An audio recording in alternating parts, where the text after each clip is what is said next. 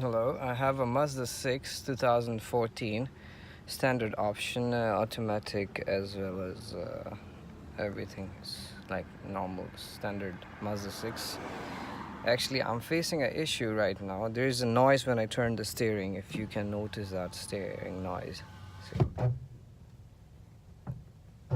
See, and even the steering is going on the reverse on the other direction, as well as I got this engine light on. Sometimes the steering light is also blinking, but I'm not sure about the issue. If any of you Mazda owners know anything related to this issue of steering noise, please help me in the comments. And please, if you have any issue that is similar to mine, please share me with your experience. Thank you.